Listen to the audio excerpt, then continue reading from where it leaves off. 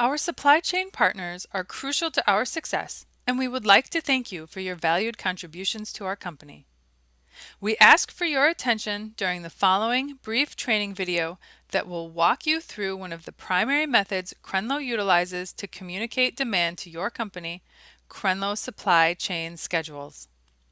Supply chain schedules provide suppliers with an overview of Crenlo's current and future demand and are to be utilized by companies such as yours to plan and make shipments to Crenlo to ensure on-time delivery. This video will focus on the information provided on the schedule and an explanation of how it is to be interpreted. Thank you for your attention and continued support of our business. Our manufacturing calendars can be located on our website at crenlo.com under the Suppliers link, which is located at the bottom of the home page. The column labeled WK is the manufacturing week. The days in the calendar to the right are the days in that week. Dates on the calendar that have an oval around them are holidays in which Crenlo will not be open for operation. Each Monday morning, the below document will be faxed to your location. You will receive one page for each part number you supply to Crenlo. Let us break down the schedules into 4 sections for discussion. Section 1. In Section 1, we will cover the first 6 blocks on the top portion of the weekly schedules. First, we have our business name and business address. Next is the buyer's name and phone number, the individual at Crenlo who schedules the product line that uses this component, the Crenlo part number and description of the item, the contract number, which is to be referenced as the PO number on shipments, the position within the contract, and the current revision level of the part number. If the item is Kanban, this will be noted as well. Here is the address of the Crenlo location that the product is to ship to, the supplier number and contact name, address, and fax number. Here is the date Crenlo system issued the schedule and the current Crenlo manufacturing week, the internal number assigned to this particular schedule, the supplier part number, the default is the Crenlo part number, the year-to-date quantity received at Crenlo of this item, and the contract price. The last date Crenlo system issued a schedule for this part number, the schedule number of the last schedule issued, the unit of measure for this particular item, and our routing instructions. Section 2. In Section 2, we will cover the 7 blocks in the middle portion of the weekly schedules. First, we have the last 2 receivings into Crenlo's system for this item at the time the schedule was printed. It is critical to review this each week as your last shipment may not have been received in at the time the schedule was printed and must be considered when reviewing the requirements. Next are our year-to-date cumulative requirements, our year-to-date cumulative receipts, the backorder quantity or requirements that are late, and over delivery, receipts over our requirements.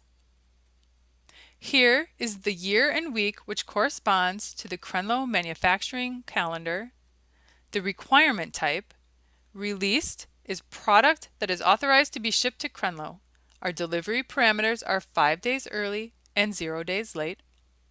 Planned means the supplier may produce product for the requirements based on their lead times.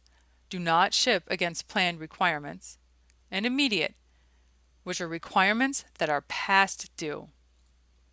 Released and planned requirements cover Crenlo's standard 90-day liability. Kanban schedules will not include a release section.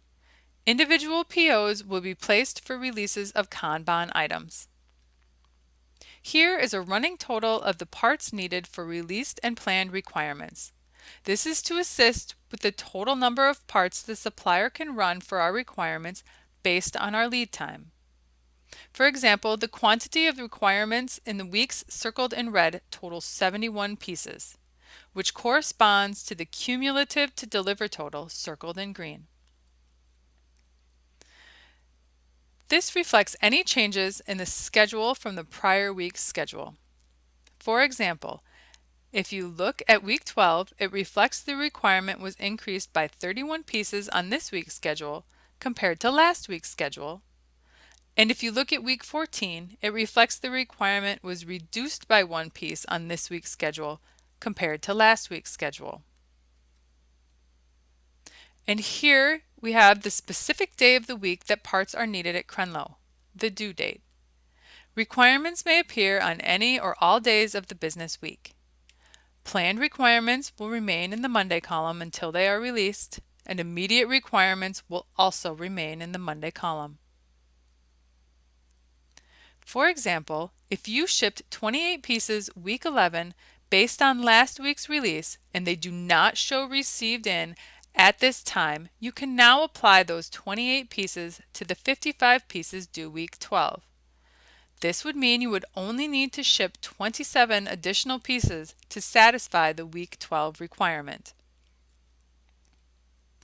Example 1 shows 1 piece past due. Example 2 shows 55 pieces due at Crenlo week 12. Example 3 shows 15 pieces due at Crenlo week 13. And example 4 shows 23 pieces are currently planned to be due at Crenlo during week 14.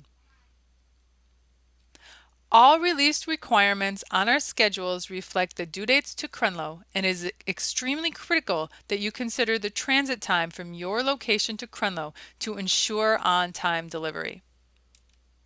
This map should be used when considering the transit time for LTL and truckload shipments to Crenlo. Section 3. In Section 3, we will cover the 5 blocks on the lower portion of the weekly schedules. First, we have the month that corresponds to the Crenlo manufacturing calendar. Then the requirement type, forecast, is the forecast beyond released and planned requirements. Here is a continuation of the running total of the parts needed for the requirements of this particular item. Next are any changes in the schedule from the prior week's schedule, and the quantity of the particular part number that is currently required during this period. Section 4. In Section 4, we will cover the verbiage on the bottom of the weekly schedules. Section 4 contains information regarding the terms and conditions of purchase, code of conduct, and first article requirements per PS 222, which can be located at crenlo.com. It also contains what is required on each box or pallet that ships to Crenlo and federal regulations. The Crenlo calendar and other supplier-related documents are located at the bottom of our homepage in the Suppliers link. If you have any questions, please feel free to contact the Crenlo planner that is noted on the weekly schedules or any individual in our purchasing department, and they will be able to assist you.